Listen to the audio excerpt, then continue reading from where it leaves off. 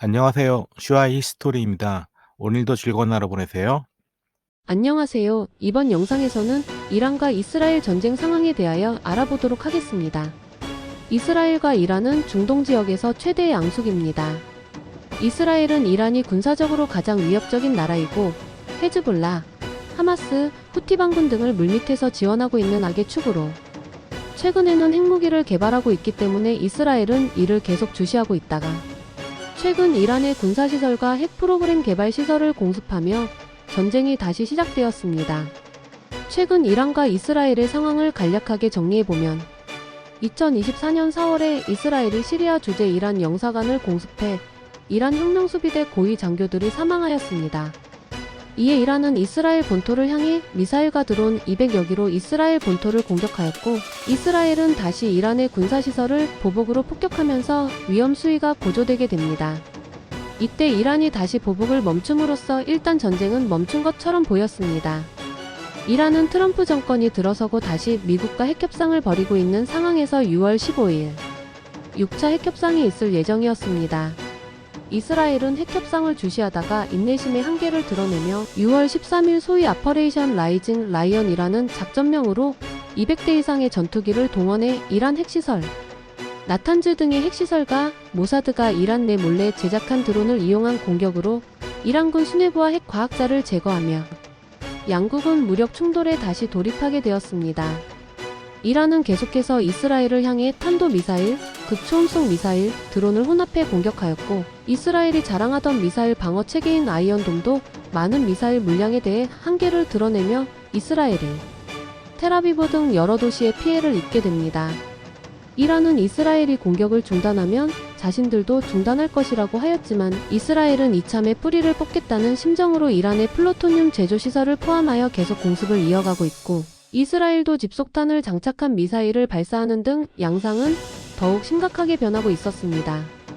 미국 트럼프 대통령은 이스라엘을 지지하며 이란을 압박하면서 19일 미국이 이란을 공격할지 결정하겠다고 하며 협상을 두고 최종 시한으로 2주간의 시간을 주는 듯 하였습니다. 그런데 미국 현지 시각 21일 트럼프는 자신의 소셜미디어 트루스 소셜에서 미국 공군이 이란 내 핵시설 3곳을 성공적으로 폭격하였고, 주요 목표 지점인 포르도의 전체 탑재량을 투하했으며 모든 미국 항공기가 이란 영공을 빠져나와 안전하게 귀환 중이라고 하며 우리의 미국 전사들에게 축하한다는 말을 전한다고 밝혔습니다. 이날 트럼프가 밝힌 이란 내 타격 지점은 고농축 우라늄 최대 저장 시설이 있는 포르도를 포함 나탄즈와 에스파한 등 3곳입니다. 이 중 트럼프가 전체 탑재량을 투하했다고 밝힌 포르도의 경우 벙커버스터가 탑재된 미군의 B-2 스텔스 폭격이 예상되던 곳이었습니다. 트럼프는 미국, 이스라엘, 그리고 세계의 역사적인 순간이라며 이란은 전쟁 종식에 동의해야 할 것이라고 밝혔습니다. 미 언론에 따르면 이번 작전에 B-2 스피릿이 투입됐으며 초대형 벙커버스터 폭탄 GBU-57이 6발 투하되었다고 밝혔습니다. 이란은 최근 이스라엘 공격으로 여러 군 수뇌부 인원과 핵 과학자들이 사망하였기 때문에 이란 최고 지도자 하메네이와 가족은 지하 벙커 은신처에 머물고 있습니다. 트럼프가 하메네이가 어디에 숨어 있는지 알고 있다고 계속 압박을 하고 있는 상황에서 하메네이는 자신이 암살될 경우를 대비해 후계자 후보 3명을 지명하였다고 합니다. 통상 이란에서는 최고 지도자를 선출하는 데 수개월이 걸리나 이번 전쟁 중에선 특수한 상황으로 빠른 승계에 초점이 맞춰져 있다고 보여집니다. 트럼프는 대선 당시 공약에서 중동 사태에 개입하지 않겠다고 하였지만 이스라엘이 군사행동에 들어가자 이스라엘을 지지하며 중동 사태에 개입하고 말았습니다. 이란 우라늄 최대 저장 시설이 있는 포르도는 산악지대에 있는 요새이며 미국이 보유하고 있는 벙커버스터 폭탄을 B-2 폭격기를 이용하지 않으면 공격의 효과를 거두기 어렵기 때문에 미국에 계속 지원 요청을 하였고, 미국 내 정재계에서 많은 영향을 끼치며 엄청난 파워를 가지고 있는 이스라엘의 요청을 거부하기 어렵기 때문에 어쩔 수 없었을 것이라 보여집니다. 트럼프 미국 대통령은 현지 시각 6월 21일 밤 10시에 백악관에서 한 대국민 담회에서 중동의 불량배인 이란은 이제 평화를 구축해야 한다. 이란에는 평화가 아니면 비극이 있을 것이며 그 비극은 우리가 지난 8일간 목격한 것보다 훨씬 클 것이다. 표적이 많이 남았다는 것을 기억하라. 우리의 목적은 이란의 핵농축 역량을 파괴하고 세계의 최대 테러 후원 국가가 제기하는 핵 위협을 저지하는 것이었다. 공습은 군사적으로 극적인 성공이었다. 이란의 주요 핵농축 시설은 완전히 전적으로 제거됐다고 밝혔습니다.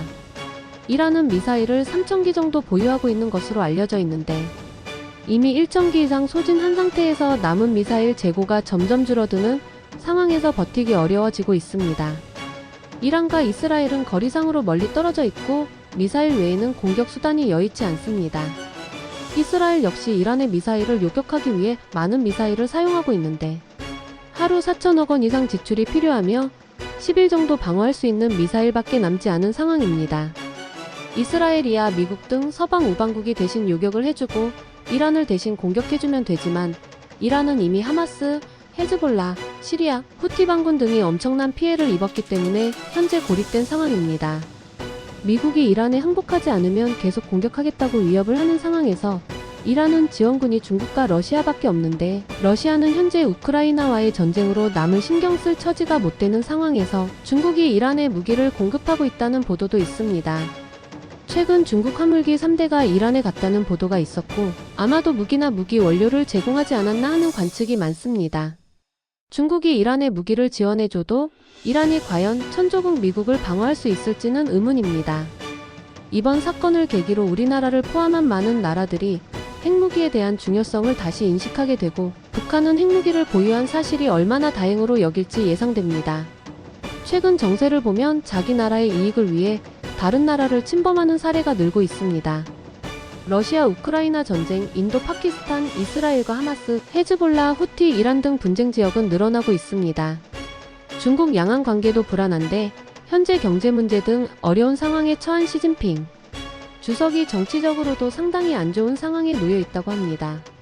이스라엘의 네타냐후의 본보기로 이 어려운 상황을 대만 침공으로 타개하려 든다면 미국과 중국이 맞붙으며 세계 3차 대전이 일어날 가능성도 있다고 봅니다. 북한 김정은도 이 사태를 예의주시할 것이고 미국도 이런 상황에서 우리나라의 방위비 분담금을 높이려 하고 있는데 우리나라도 대비를 잘 해야 할 것으로 생각됩니다. 이번 영상은 여기까지입니다. 영상의 내용이 유익하셨다면 구독과 좋아요 부탁드립니다. 끝까지 시청해주셔서 감사합니다.